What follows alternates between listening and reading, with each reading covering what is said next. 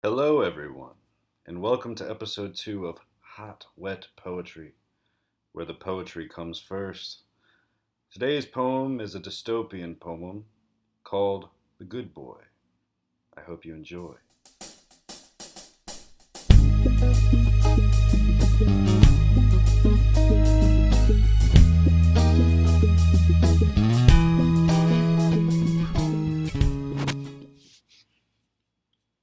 The Good Boy. Steam transpired from its nostrils, the good boy showing teeth, forcing anger with a growl behind lifted and trembling lips. Who's your best friend now? No more were there parks where pups could run and howl, slobber slung from swinging jowls, showboating barks to intimidate, but likely just to make a mate. No more.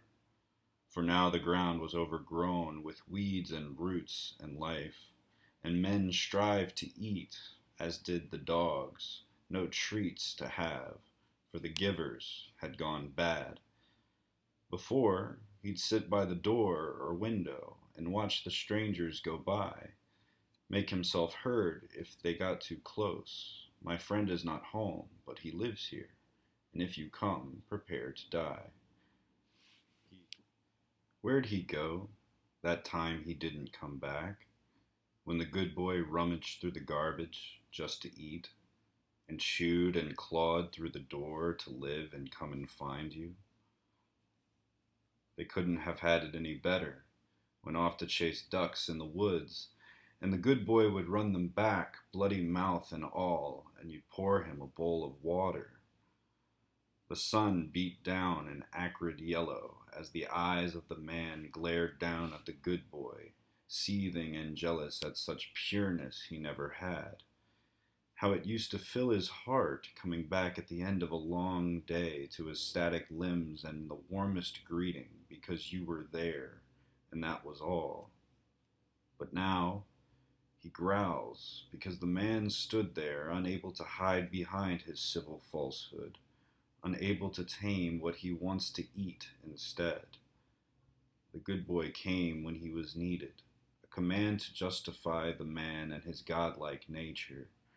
He was so proud, and the good boy loyal for it. But to think that loyalty is deeper than blood, eyes shot and veiny, craving just one meal, which was there only yesterday. Never did the good boy show teeth when he was young, before his eyes were even open to men and what they were. Everything. The good boy, looking deep into his eyes, saw that friend he'd known, that beacon of all that was his life. His son was the first to go, when the war started those many years ago, and when he learned the horrid truth, the good boy licked his face. He remembered, just like the good boy did, when the man left without a word. How could he go, they both thought. He whimpered, just like the night they learned that their love was gone. For a whimper is a harsh truth of the purity of peace. The man's eyes lightened like the days that slowly passed. Another day alone, another day with nothing, until the good boy found him. And when the whimper came after the growls he'd built for several months, the man asked, "Are you my good boy?" The whimpering pup cradled in his son's arms, rubbing the warm, hairy belly, telling his good boy what he was. And that whimper came back to both of them in adulthood, their worlds destroyed, both hungry, dying even. "Come," he said, reaching out his hand to be sniffed, and the good boy came to give the man what he needed.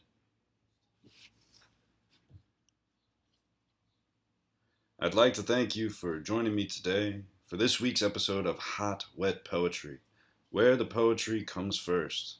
New episodes are available whenever I feel like making them. If you enjoyed today's poem, buy my book, The Trouble with Dead Terriers. a black comedy. My novel, A Whistle in the Waves, comes out this October. If you're interested in submitting a poem to be read on Hot Wet Poetry, go to my website at kmwoodsauthor.com. Your poem may just be the next poem read on Hot Wet Poetry. Until then, stay sexy, stay hot, stay wet.